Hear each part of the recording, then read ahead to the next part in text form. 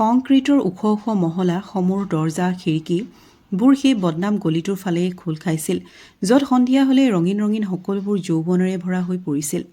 প্ৰতিখন খিৰিকীৰ পৰা এটা উদাসীন মন, ৰঙীন ওঠত কিছু অশ্লীল শব্দ আৰু যৌৱন ভৰা দুচকুৱে গ্ৰাহকক নিমন্ত্ৰণ জনোৱাত ব্যস্ত হৈ পৰিছিল।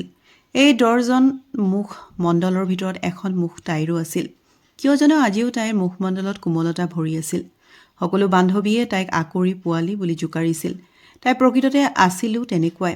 যি বজাৰত লোকে কাৰো চেহেৰাই মনত নাৰাখে, সেই বজাৰত আকৌ তাই নিজৰ গ্ৰাহকসকলৰ প্ৰতি তাই যথেষ্ট দায়িত্বশীল আছিল। তাত প্ৰেম বিচাৰি ফুৰিছিল আৰু সেয়ে বহুবাৰ তাই নিজৰ গ্ৰাহকক সেই সকলোবোৰ কৰিবলৈ সুবিধাও দিছিল, যিবোৰৰ বাবে তাইৰ বহুত কষ্টও হৈছিল। কিন্তু বেছিভাগ তাইৰ ভঙা হৃদয় আৰু অধিক টুকুৰা হৈ ভাগ হৈ পৰিছিল, কাৰণ সকলো গ্ৰাহকে তাইৰ মৰম আৰু আৱেগকহে তেওঁলোকৰ মান সন্মানৰ কথা চিন্তা কৰিছিল।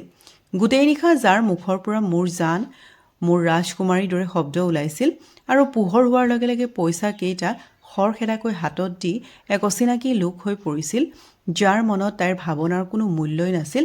বেছিভাগ গ্ৰাহকে যোৱাৰ সময়ত তাইক গটা মাৰি গালি খপনি পাৰিহে গৈছিল আৰু তাই থৰ লাগি ৰৈছিল, যেনে এয়া প্ৰথমবাৰলৈ হৈছিল।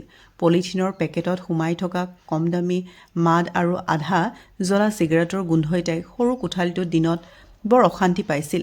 কিন্তু সন্ধিয়া হোৱাৰ লগে লগে তাই অধীৰ হৈ উঠিছিল, নিজৰ কোনো প্ৰেমীৰ বুকুত নিজৰ মূৰ গুজি দুখাৰ মিঠা কথা ক'বলৈ আৰু শুনিবলৈ। এই অন্তৰংগ সময়কণৰ বাস্তৱিকতাৰ ৰূপক তাই ভালদৰেই বুজিছিল আৰু এয়াও জানিছিল যে পুৱা হোৱাৰ লগে লগে সেই একেটাই হ'ব, য'ত নেকি তাইৰ সকলো আৱেগ অনুভূতি মষিমূৰ হৈ পৰিব। তথাপিতো তাইৰ প্ৰেমৰ সামৰ্থ্য আছিল যে নতুন নতুন গ্ৰাহকক প্ৰেমিক বুজি নিজকে সমৰ্পিত কৰি দিছিল। এদিন আবেলি যেতিয়া তাই লিপষ্টিক কাজলেৰে নিজৰ ৰূপ সজা কৰাত ব্যস্ত আছিল, সেই সময়তে তাইৰ দৃষ্টি নীলা জিন্স আৰু বগা শ্বাৰ্ট পিন্ধা ল'ৰাটোৰ ওপৰত গৈ পৰিল, যি তাইতকৈ প্ৰায় 5 বছৰ সৰু আছিল। চকুৱে পৰিল। ল'ৰাটো অলপ ৰৈ গ'ল। তাইও বেলেগ গ্ৰাহক বিচাৰিব ধৰিলে, কিন্তু সেই পল দুয়োৰে অন্তৰত সোমাই পৰিছিল। আগলৈ কিছুদিন এনেদৰে দেখা দেখিয়ে হ'ল।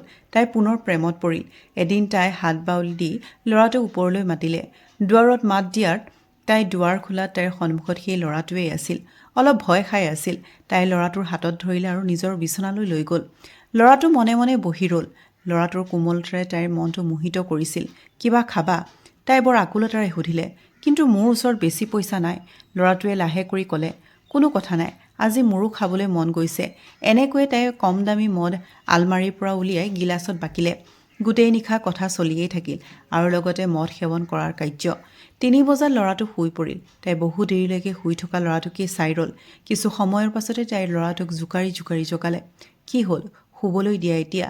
ল'ৰাটোৰ মাতত অন্য এক আত্মীয়তাৰ ভাৱ আছিল। তাই থৰ লাগিল। নিজৰ উশাহকে বুকুতে খুন্দা মৰাৰ দৰে শুনিলে। বৰ আত্মীয়তাৰে ল'ৰাটোৰ মূৰত হাত বুলাই লৈ তাই ক'লে, উঠক বাবু, পোহৰ হ'ল। ইয়াৰ পৰা যাব কি দৰে? তাইৰ এতিয়া ল'ৰাটোলৈ চিন্তা হ'বলৈ ধৰিছিল। এনেদৰে বহু দিন পাৰ হৈ গ'ল।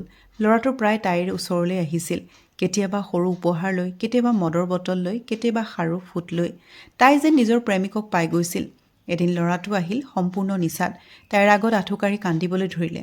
তাই ভয় খালে আৰু ল'ৰাটোক সাৱটি লৈ কন্দাৰ কাৰণ সুধিলে। কিছুদিনৰ পৰা ঘৰত মোৰ বিয়াৰ কথা চলিছে। এতিয়া ঘৰৰ লোকে নামানিব আৰু এই কথাক লৈ ইমান চিন্তা কৰিবলগীয়া কি আছে? এয়াইতো হ'বই, কেতিয়াবা নহয় কেতিয়াবা। তাই ল'ৰাটোক বহাই লৈ ক'লে। ল'ৰাটোৱে তাইৰ হাতত সামুচি ধৰি ক'লে, মই তোমাক ভাল পাওঁ আৰু তোমাকেই বিয়া কৰাব বিচাৰোঁ। তাই পুতলাৰ দৰে থৰ লাগিল। একো গালি নিদিয়াকৈ, একো নোকোৱাকৈ, তুমি জানানে মই কি হয়? এনে হ'ব নোৱাৰে। ল'ৰাটোৱে মাথো তাইলৈ চাই ৰ'ল। তাই ল'ৰাটোৰ হাতত ধৰিলে আৰু কোঠাৰ বাহিৰলৈ উলিয়াই ক'লে, গ্ৰাহক হয়, অধিকাৰ সাব্যস্ত নকৰিবা। আৰু যিয়ে কেতিয়াও তাইৰ লগত বেয়া ব্যৱহাৰ কৰা গ্ৰাহকক গালি দিয়া নাছিল, সেইদিনা তাই সেই ল'ৰাটোক সকলোবোৰ ক'লে, যি তাইৰ মনলৈ আহিল। ল'ৰাটোৱে মনে মনে সকলোবোৰ শুনিয়ে থাকিলে আৰু একো নোকোৱাকৈ নিজৰ খোজ চিৰিৰ ফালে আগবঢ়াই মুখৰ ভিতৰতে ভুৰভুৰালে। কাজল ভৰা দুচকুৰ প্ৰথমৰ পৰাই সেমেকি আছিল, কিন্তু সেয়াও বদনামী ৰঙীন মাটিৰ তলত পোত খাইছিল। ল'ৰাটোৰ ওঠ কঁপিছিল। তাই চিঞৰি ক'ব বিচাৰিছিল, ৰৈ যোৱা, ময়ো তোমাক ভাল পাওঁ।